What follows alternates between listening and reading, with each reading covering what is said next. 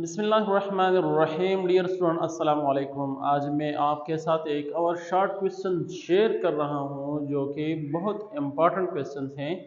और इस चैप्टर का नाम भी है जो कि हम कहते थे कि why do atoms form chemical bonding atoms क्यों बनाते हैं। तो मैंने इनके कई डिफिनीशन में से एक डिफिनीशन इस तरह किया था कि the atoms form chemical bonding in order to attain stability. So मतलब एटम्स अगर बॉन्ड बनाते हैं तो स्टेबिलिटी की खातिर ही बनाते हैं। तो अब हम इस तरफ आते हैं कि बॉन्डिंग तो एटम्स बनाते हैं स्टेबिलिटी की खातिर ही बनाते हैं, लेकिन ये केमिकल बॉन्डिंग है क्या? A chemical bond is a force of attraction between atoms or ions.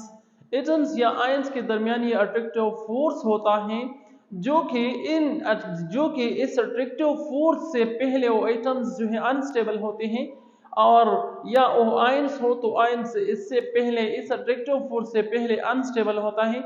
लेकिन जब ये अट्रैक्टिव फोर्सेस इनके दरमियान आ जाते हैं तो वो स्टेबिलिटी गेन करता है।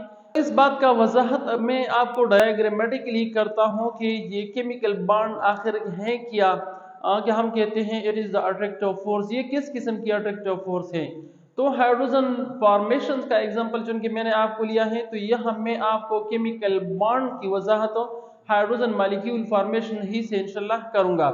यहाँ अगर आप देखिए ये एक हाइड्रोजन है, हाइड्रोजन 1 मैंने उसे कंसीडर किया है कि ये एक हाइड्रोजन है, और इसी तरीके हम दूसरा हाइड्रोजन भी लाएंगे इसके साथ। इस हाइड्रोजन को अगर आप देखिए, हाइड्रोजन का चूंकि एटॉमिक नंबर 1 है, जब एटॉमिक नंबर इसका 1 है तो इसी वजह से हाइड्रोजन के साथ सिर्फ एक इलेक्ट्रॉन है और एक प्रोटॉन न्यूक्लियस में होता है। अब चूंकि उसके साथ एक इलेक्ट्रॉन है, और इससे पहले हम पढ़ चुके हैं कि डफलिट रूल के मुताबिक अगर ये हाइड्रोजन अपने आप को स्टेबल देखना चाहता है तो फिर उसे एक और इलेक्ट्रॉन्स का होना लाजिमी है। मतलब उसे डफलिट रूल फॉलो करना होगा, वैलेंस शेल में 2 इलेक्ट्रॉन्स को पूरा करना होगा, जो कि वो हाइड्रोजन जो है इस इलेक्ट्रॉन को किसी और से नहीं ले सकता, तो अपने दूसरे बाई की तरफ जो है मुतवज्जी हो जाता है।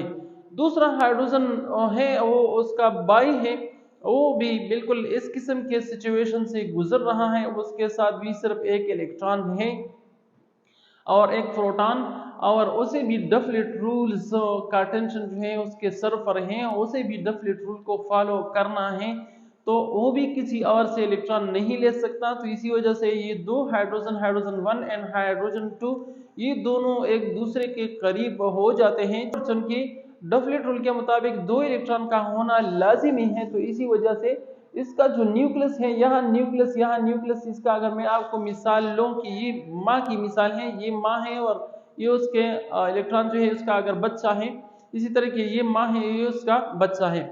तो यहाँ पे इस हाइड्रोजन, इस न्यूक्लियस का जिसको मैंने आपको बताया माँ कंसाइडर, क्या अगर ये माँ अपने बच्चे के साथ, अपने इलेक्ट्रॉन के साथ जितना प्यार करता है इतना ही मोहब्बत वो दूसरे एटम के इलेक्ट्रॉन से, दूसरे एटम के बच्चे के साथ भी करता है। ये आपको नजर आ रहा है कि ये न्यूक्लियस जो है इस इलेक्ट्रॉन को पूरी ताकत से, पूरी मोहब्बत से, पूरी एफिनिटी से अपनी तरफ अट्रैक्ट करता है। और सिर्फ ये नहीं कि हाइड्रोजन 2 का न्यूक्लियस जो है हाइड्रोजन 1 का इलेक्ट्रॉन अपनी तरफ अट्रैक्ट करता है, बल्कि हाइड्रोजन 1 का न्यूक्लियस हाइड्रोजन 2 के इलेक्ट्रॉन को अपनी तरफ खींचता है। सो इस कशिशी कुव्वत की बिना पर,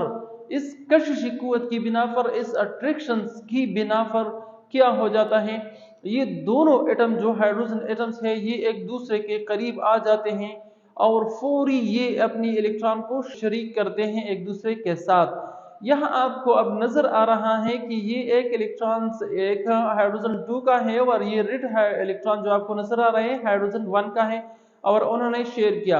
अब ये दोनों इलेक्ट्रॉन बिल्कुल सेंटर पे आ गए हैं इस न्यूक्लियस से, और इस न्यूक्लियस से दोनों का फासिला बिल्कुल बराबर है। क्यों? चूंकि ये न्यूक्लियस जो है अपने इलेक्ट्रॉन्स को जितना प्यार देता है, बिल्कुल इतना प्यार हाइड्रोजन 1 के इलेक्ट्रॉन को भी देता है, और इस तरह हाइड्रोजन 1 का न्यूक्लियस जितना प्यार अपने इलेक्ट्रॉन को देता है इतना प्यार वो दूसरे हाइड्रोजन के इलेक्ट्रॉन को भी देता है। तो इसी वजह से दोनों इलेक्ट्रॉन जो है वो बराबर, बिल्कुल इक्वल डिस्टेंस पे एक दोनों न्यूक्लियाई से हो जाते हैं। और नतीजे के तौर पर क्या होता है, नतीजे के तौर पर ये हाइड्रोजन मॉलिक्यूल बनता है, मतलब दोनों न्यूक्लियाई के गिर्द अब आपको नजर आ रहा है कि दो इलेक्ट्रॉन जो हैं इसके गिर्द चक्कर लगाते हैं, रिवॉल्विंग करते हैं। तो यहाँ हम कहते हैं कि ये हाइड्रोजन जब इस H2 की फॉर्म में कन्वर्ट हो गया, क्योंकि ये एक हाइड्रोजन है, ये दूसरा हाइड्रोजन है, अब H2 बन गया, और H2 जो है हम कहते हैं कि ये स्टेबल हो गया। क्यों स्टेबल हो गया, आपको नजर आ रहा है कि यहाँ पे H2 की फॉर्म में हाइड्रोजन ने डफलेट रूल को फॉलो किया, मतलब उसने अपने वैलेंस शेल में दो इलेक्ट्रॉन्स को क्या दो इलेक्ट्रॉन्स को का टारगेट पूरा किया, और इसी तरह के ये एक स्टेबल मॉलिक्यूल बन गया। तो इसको हम कशिशी कुव्वत कहते हैं, और इसको हम अट्रैक्टिव फोर्स कहते हैं, और इसको हम केमिकल बॉन्ड कहते हैं। यहाँ पे हाइड्रोजन और हाइड्रोजन के दरमियान बॉन्ड जो है वो इस तरह होता है कि कोई फिजिकल शेप इसका नहीं होता कि कोई स्टिक होता है और या कोई रस्सी है कि दो हाइड्रोजन को हमने उसके साथ बांधे हैं, नहीं, बल्कि ये एक हाइड्रोजन और दूसरे हाइड्रोजन के दरमियान महफी अट्रैक्टिव फोर्स होता है, महफी कशिश कुव्वत है, मोहब्बत होता है, एफिनिटी होता है।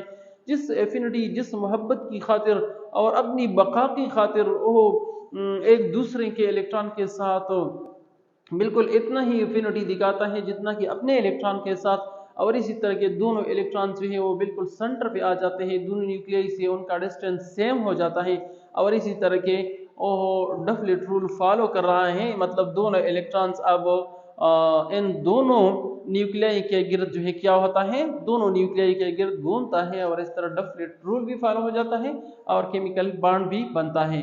तो इसको हम केमिकल बॉन्ड कहते हैं, इस महफी फोर्स को हम केमिकल बॉन्ड कहते हैं। उम्मीद रखता हूं कि आपको केमिकल बॉन्ड का कंसेप्ट समझ में आ गया होगा।